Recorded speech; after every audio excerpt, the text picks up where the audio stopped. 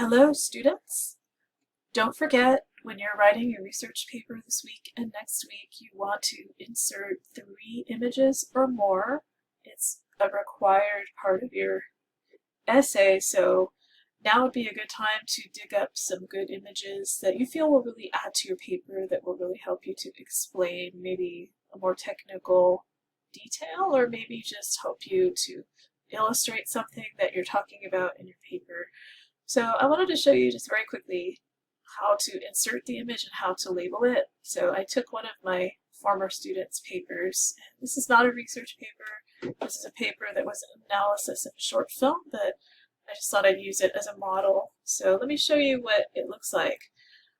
Okay, so I've done my research. I have my images on my desktop. Now I just have to pull them up and I have to insert them. And so I just want to put my my mouse or my pointer over the approximate place where I'd like the picture to appear. So I've saved the photos on my desktop, so let me insert them. So I'm going to go to Insert, and then Pictures, and then Insert Picture from this device, since I already have it saved. Okay, now I'm going to look for it somewhere in here. I have my image folder, Images for Research. Okay, so let me open that up, and this particular image I want is right here. Now I'm going to click Insert. Alright, looks pretty good. Microsoft Word is giving me the alternate text image, so I'll just hit Approve or I'll edit. This is just when you're creating a digital paper for anyone who might need to look at the paper with some kind of device for anyone who has a disability. This will just tell that device what to read. Like, say, if I'm visually impaired, then it'll know what to say. So if I might not want this. I might want to change it to an image from the short film Paperman. But for now, I'll just leave it and I'll hit Approve. Okay, and I no longer need that. So now that I have my image, I might want to shift it a little bit. The size looks okay, but it's maybe just a little bit big for what I need at this point. So I think I'm going to shrink it down somewhat there.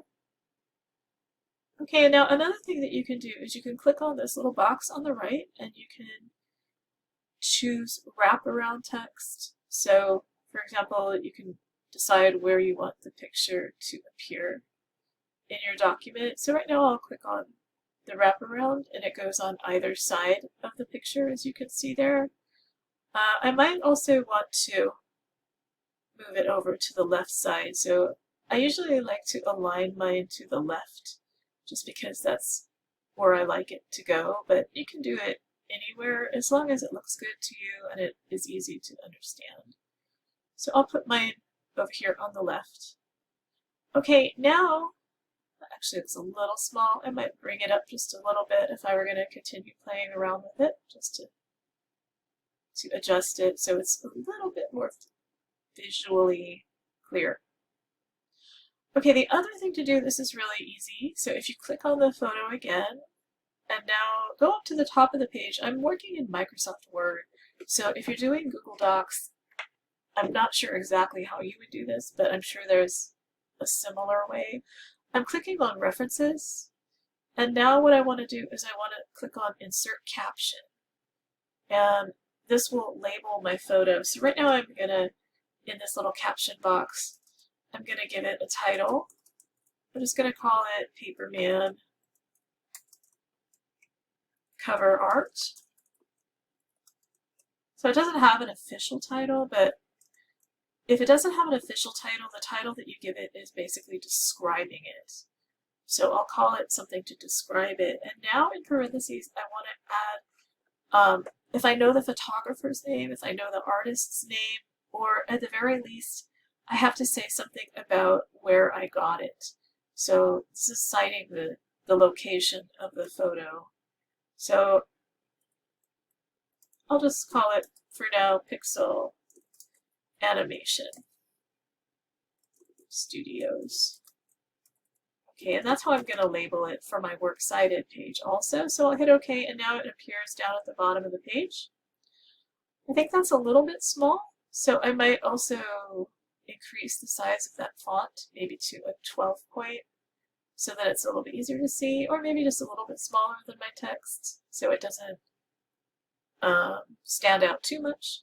And now MLA also wants you to abbreviate the word figure, so I'm just going to change it to FIG period 1, and that is a correct label.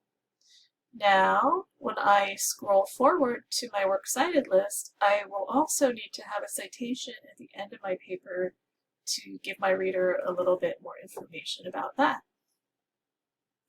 Okay, let's try inserting one more image, just for fun. Actually, this student, if she had used auto pagination, we wouldn't have this page number right here. So that's another quick lesson I can give you. So I'm just adjusting her text for a moment. Okay, so let's say I want to put another picture here. Let me do the same process. So I'll go insert. I'm going to go up to my pictures from this device. And my other image is ready to go, so I'm going to insert it here. This is now just a little chart to show, in this case, the most popular movies of Disney Plus's first year. So let's say that's relevant to my paper. Notice now that there are numbers here, and the numbers do look a little small. So if you see that happen, you do want to increase the size of the image so the numbers are easily visible, so that you don't have to ask your readers to get a magnifying glass out. In this case, I don't want to use necessarily wraparound text, but maybe I want to adjust it a little bit because I see that I cut off a sentence right here. So you can either just move it around, you can cut and paste your text so that it looks better. Yeah, so I'm not going to spend too much time playing around with it, but that's another option. Again, if you wanted to do the wraparound text, you could also do that here. Okay, so you just click on the correct format that you want, and I'm going to try again to align left. Let's see what that looks like. Okay, yeah, I don't like that either, so I won't belabor the point, but it just needed to be a little smaller so it could wrap around. So that's what you can do. You know, you can try it out one way, and if you don't like it, you can see how it works the other way. And then now let's go through the second step again. I clicked on the image, now I'm clicking on references, and now I'm clicking on insert caption. So we'll label this now figure 2, and we'll call this, because it's a long title, I'm just going to call it top 10. This image already has a title, so I don't need to give it a new title. I'm just going to repeat the title that I already see. And then the name of the source was, I believe, where I got it from, where I got this image was called, I think, CDN News. So I'm putting the name of the publisher or the organization because I don't have the name of a person. So when that happens, you can cite the organization that's sharing it. You can also cite the name of the author, like say this was in somebody's article, and I'm not finding the name of the person who created this picture, but I am finding the name of the author. So another thing that you can do is you can put the name of the author whose article this was contained inside of. Okay, now I'll hit OK, and I'm going to do the same thing that I did before.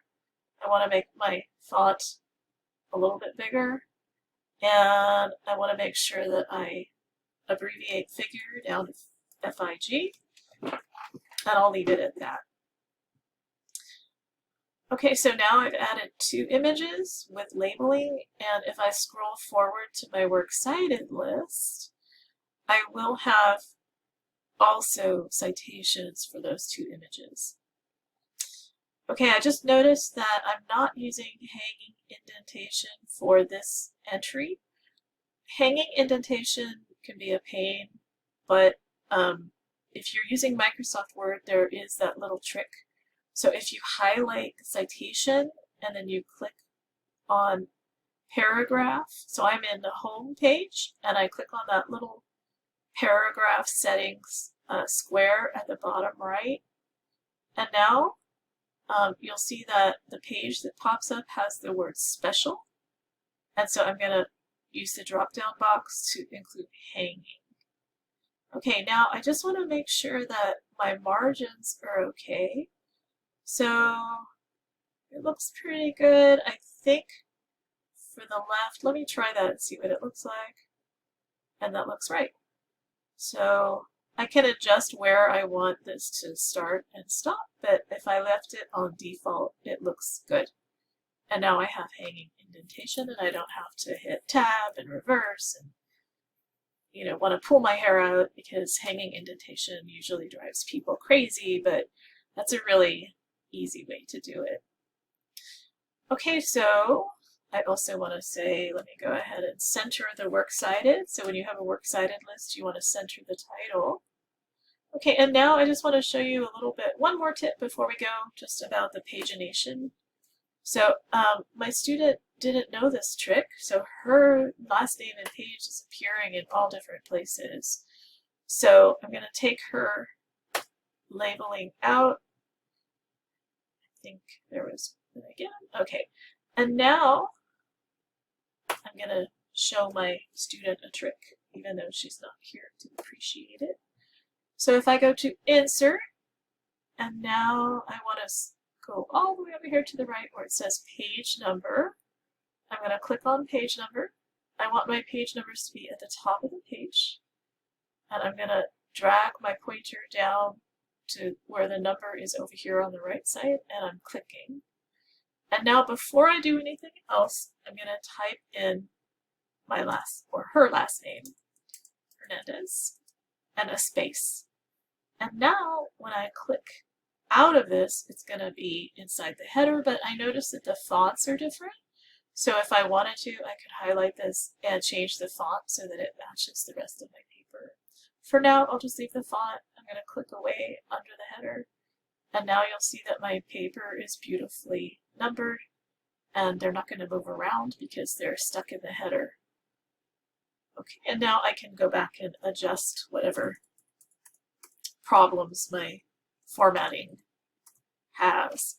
Okay, and then as you start to finish up your research paper, I will ask also that you save it as a PDF file. And the reason why we save it as a PDF file is because a PDF is a photograph. And so that way all of your formatting is preserved, your paper, your pictures are exactly where you want them, and you don't have to worry about you submit it and now it looks completely different from how you wrote it. So when you save it, just go to File, and then when you're ready to save it, of course, you can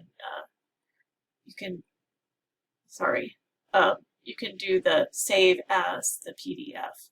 So if I go right now to save a copy, and then I'm going to save it onto my desktop, just a reminder that to save a PDF, you just select what kind of document you want.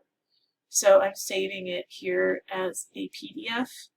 I also want to say that an RTF file is very similar to a PDF, and that will often save your formatting the same. I like PDF better just because it seems like it's a little bit more standard and solid for most readers, most computers to read. So now I'm saving it as a PDF. When I hit save, it's a photograph. Okay, and the PDF file will usually appear on your browser, and you can check it out just to make sure that it's saved correctly. Okay guys, I hope that helped. Good luck with this last stage of your paper writing this next week. Let me know if I can help you with any of this, okay? Alrighty, thank you.